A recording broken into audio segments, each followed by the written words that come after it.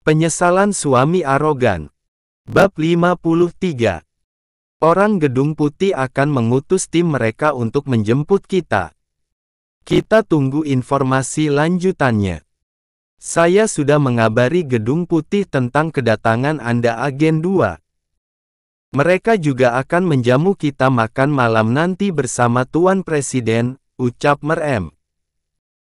Lagi-lagi Haikal tercengang kalau dia juga bakalan ikut bersama istrinya menghadiri jamuan makan malam dengan Presiden. Apalagi tugas istriku di sana. Batin Haikal penasaran dengan kegiatan istrinya di negara kuasa tersebut. Baiklah. Kalau begitu aku ingin ke ruang material untuk menciptakan alat-alat yang akan digunakan Agen 1. Apakah suamiku boleh ikut aku, Merem? Tanya Davia. Silahkan Agen 1. Dan kamu Agen 2 tetap di sini denganku karena masih banyak yang harus kita bahas, ucap Merem pada Davia dan Axton.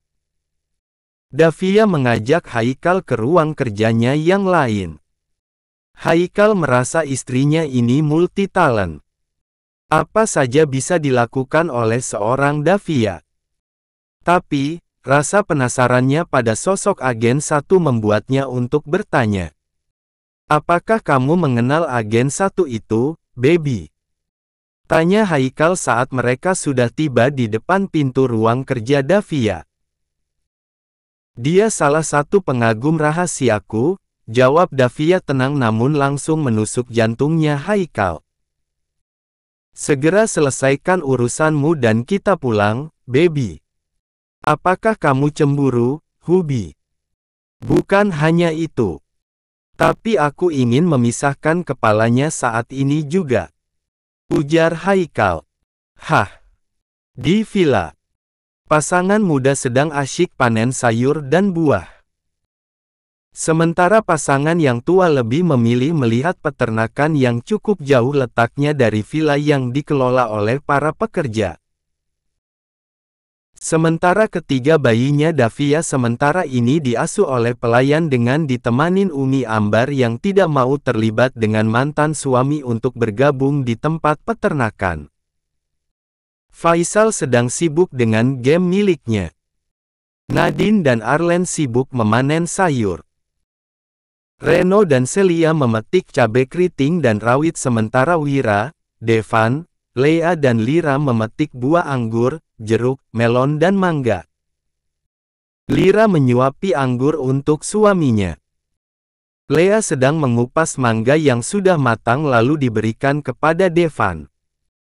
Ternyata asyik juga acara panen kita hari ini, sayang, ucap Lira. Lebih asyik lagi kalau aku bisa panen tubuhmu, timpal Wira begitu frontal. Sabar sayang. 3 hari lagi. Nanti bisa puas-puasin ya. Canda Lira malu-malu. Arlen dan Reno membawa bakul yang berisi sayuran, tomat dan cabai ke teras villa. Nadine dan Celia membawa air putih untuk suami mereka. Semuanya menikmati liburan mereka yang sangat berkesan saat ini. Mereka bisa berkebun selain bulan madu. Sayang, kita mandi yuk. Badanku pada gatal-gatal. Ajak Arlen. Nadine yang tahu kalau itu hanya sebuah akal-akalan suaminya yang sebenarnya ingin mengajaknya bercinta. Dan Reno juga menggunakan alasan yang sama mengajak istrinya mandi. Bibi Yanti. Sayurannya ada di teras. Tolong dirapikan ya. Pinta Celia. Baik non. Nanti biar Bibi yang mengurusnya. Nona mandi dan istirahat saja, ucap Bibi Yanti.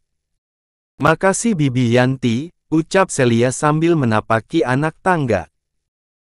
Sementara dua pasangan lainnya sudah menyusul dan meletakkan keranjang bakul yang berisi buah-buahan segar hasil panen mereka pagi ini. Kedua pasangan itu memutuskan untuk berenang. Lea segera mengganti baju renang miliknya khusus untuk muslimah. Sementara Lea memilih untuk mandi saja karena dirinya sedang haid. Dan Wira memilih menemani istrinya saja. Sementara di Amerika, tepatnya di Gedung Putih, pasangan Davia dan Haikal sudah berada di dalam Gedung Putih itu. Davia yang konsisten dengan pakaian syar'i lengkap dengan cadarnya, kini nampak anggun berjalan menuju ruang pertemuan, di mana presiden dan pejabat terkait sedang menunggu kedatangan mereka. Rupanya saat ini, Davia harus memperkenalkan dirinya sebagai agen 2 pada presiden yang baru dengan jajarannya. Tak lupa ia juga memperkenalkan Haikal sebagai suaminya. "Selamat malam Tuan Presiden," sapa Davia sambil menyebutkan statusnya. "Silahkan duduk. Kita perlu ngobrol sebentar sambil menunggu hidangan makan malam dihidangkan oleh pelayan," ucap Tuan Presiden. "Apa kabar agen 2? Bagaimana keadaan negaramu setelah terungkapnya kasus para mafia dan oknum pejabat korup?" tanya presiden yang sudah mengetahui kasus itu. "Sejauh ini mereka masih sedang dalam proses penyelidikan terus-menerus walaupun bukti kejahatan mereka sudah dilimpahkan ke pihak berwajib dan sudah digulirkan ke pengadilan namun sidang belum kunjung digelar," sahut Davia. "Kenapa bisa begitu? Apakah masih ada masalah?" tanya presiden. "Bukan ada masalah secara mekanismenya, Tuan.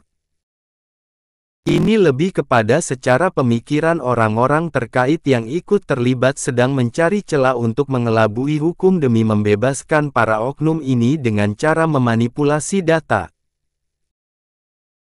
Dengan begitu masyarakat yang awam akan dunia hukum yang mendengar berita itu dari media yang sudah disuap untuk menyebarkan rumor dengan menyampaikan berita mereka melalui media dengan alasan tidak cukup bukti, salah sasaran dan praduga tak bersalah. Dengan begitu hukuman akan diterima terdakwa yaitu kemungkinan hukuman ringan atau bebas bersyarat. Singkatnya pingin kabur dengan pura-pura tidak sehat sedang menjalani rawat jalan," timpal Davia membuat presiden terkekeh. "Permainan hukum di negara Anda begitu menyedihkan, Nona," ucap Tuan Presiden. "Tapi tidak dengan hukum alam, Tuan Presiden. Saat mereka bisa menentang hukum demi membebaskan diri dari jeratan hukum, justru alam sedang menanti mereka dengan hukuman setimpal. Mereka mungkin bisa lari dari hukuman manusia, apakah mereka bisa bebas dari hukuman alam?" Seloroh Davia mengundang tanya para pejabat. "Apa maksud Anda, Nona?" tanya salah menteri. "Kita ini punya jiwa agar bisa hidup di tubuh yang sehat. Jika jiwa sudah terlalu sakit untuk disembuhkan mental, maka tubuh akan bereaksi dengan penyakit mematikan. Tuhan punya cara sendiri menghukum hambanya yang munafik. Bisa saja dari penyakit kronis, kecelakaan kendaraan atau alam yang lebih cerdik untuk membinasakan kejahatan mereka. Contoh yang paling sederhana yaitu kena petir langsung mati, beres. Daripada mereka di penjara, negara masih menjamin kebutuhan mereka berupa makanan dan kebutuhan lainnya, bukankah itu sangat merugikan negara?" Timpal Davia makin membuat beberapa pejabat bergidik ngeri membayangkan hukuman yang digambarkan Davia. "Silahkan Tuan Presiden. Makan malam sudah siap," bisik ajudan presiden. Presiden mengangguk dan meminta untuk tamunya menuju ruang meja perjamuan makan malam. Davia dan Haikal berjalan bersama menuju ruangan tersebut lalu mengambil tempat duduk mereka masing-masing sesuai arahan pelayan istana. Makan malam itu berlangsung hikmat. Menu yang disiapkan untuk Haikal dan Davia terpisah masakannya sesuai dengan keyakinan mereka. Jadi mereka duduk dekat dengan kursi presiden karena mereka adalah tamu utama yang diprioritaskan khusus oleh presiden. Agen 2. Apakah ilmu yang Anda miliki tidak bisa Anda ajarkan saja kepada beberapa ahli IT kami atau agen terpilih yang akan kami siapkan untuk menggantikan Anda nantinya? Dengan begitu kami tidak perlu menyusahkan Anda untuk bolak-balik ke negara ini untuk urusan penting ini, ucap salah satu menteri. Davia menarik sudut bibirnya. Ia sudah menduga akan ada permintaan itu di meja makan ini. Menerima perjamuan makan malam akan membahas hal-hal yang berbau politik dan itulah salah satu orang belajar tabel menir. Sepertinya setiap manusia sudah diberikan hak istimewa dari Tuhannya untuk ia mempelajari apapun agar bisa membantu negaranya masing-masing dan tidak perlu melibatkan aset bangsa lain untuk kepentingan darurat. Kenapa saya harus mengajari mereka? Kalau mereka sendiri tidak berupaya untuk memenuhi ekspektasi negara ini. Mungkin Tuan bisa sedikit lebih memaksa mereka untuk bisa mengoptimalkan keahlian mereka menguasai ilmu yang sudah saya ciptakan komputer raksasa. Tutur Davia membuat Tuan Stuart menahan geram. Bukankah negara ini sudah membayarmu agar ilmu yang Anda miliki harus bisa Anda ajarkan kepada aset bangsa ini untuk menguasai program yang Anda ciptakan? Intonasi suara Tuan Stuart terdengar sedikit mengintimidasi Davia. Apakah Anda sedang mengancam saya, Tuan Stuart? Tembak Davia langsung pada intinya. Itu hanya perasaan Anda saja, Nona. Saya bicara sebagai abdi negara untuk mendidik orang-orang yang lebih kompeten dalam dunia IT seperti Anda, ucap Tuan Stuart sedikit santai tapi tidak dengan Davia yang sudah mendapatkan sinyal kejahatan di meja ini. Davia menyelesaikan makanannya dengan cepat dan meneguk air putih untuk membersihkan rongga mulutnya dari makanannya.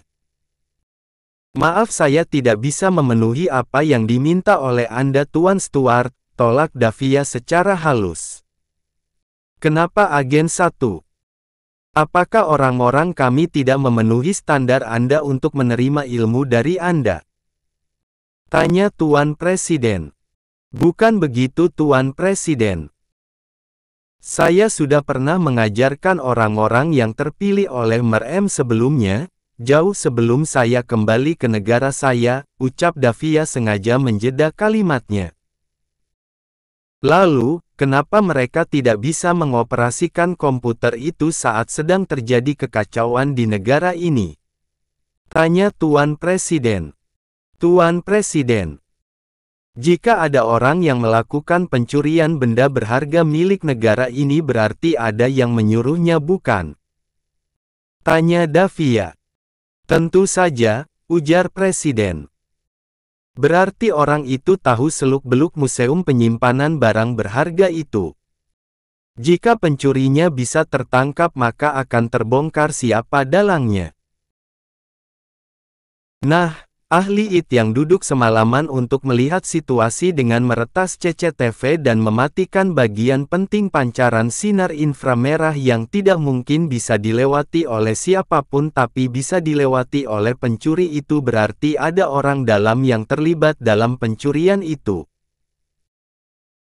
Dan saat ini kedatangan saya menjadi ketakutan untuk dirinya bahkan dia sudah terancam ditangkap oleh saya, ucap Davia dengan gamblang membuat suasana memanas dan orang-orang yang dimaksudkan Davia tidak bisa berkutik.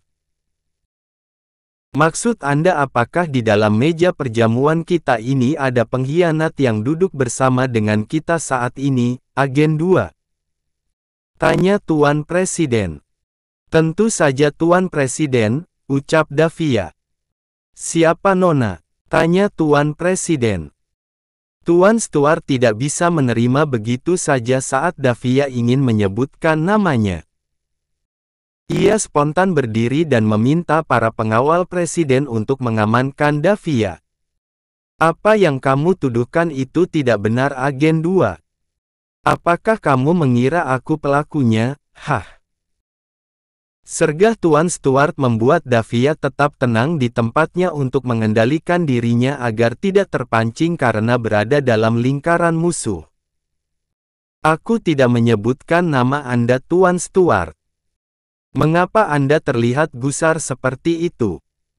Tanya Davia menatap wajah Tuan Stuart dengan tatapan membunuh. Haikal masih bisa menahan dirinya. Dia tidak akan bertindak jika belum ada yang menyentuh istrinya. Tuan Presiden lebih mempercayai Davia daripada para stafnya karena ini adalah ajang pertarungan dunia politik. Kadang bawahan Presiden lebih bergerak leluasa jika ia adalah tokoh berpengaruh. Silahkan duduk Tuan Stuart. Kendalikan dirimu. Titah Tuan Presiden. Pas Pampres mendekati Tuan Stuart agar pria ini tidak unjuk gigi. Davia yang sudah tahu suasana ini akan berakhir ricuh memilih jalan aman karena Tuan Presiden dalam keadaan terancam. Walaupun begitu Tuan Presiden ingin Davia mengungkapkan keterlibatan oknum pejabatnya agar kasus ini segera berakhir malam ini juga dan para pengkhianat yang masih duduk tenang di kursinya akan segera diamankan.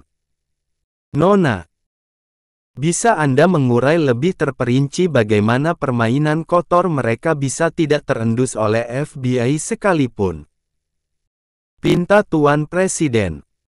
Davia menatap wajah satu persatu orang-orang yang ada di hadapannya. Lalu meminta pendapat suaminya apakah ia diperbolehkan mengungkapkan kejahatan oknum pejabat yang terlibat saat ini. Haikal hanya memberi isyarat dengan matanya untuk mendukung wanitanya demi kebenaran walaupun nyawa mereka menjadi taruhannya. Aku ingin sekali mengungkapkan semuanya Tuan Presiden. Tapi, izinkan aku untuk mengamankan orang-orang yang terlibat terlebih dahulu sebelum ada yang berusaha menyakiti Anda. Pinta Davia. Permintaanmu dikabulkan Nona. Silahkan lakukan apapun yang kamu inginkan Agen 2. Titah Tuan Presiden.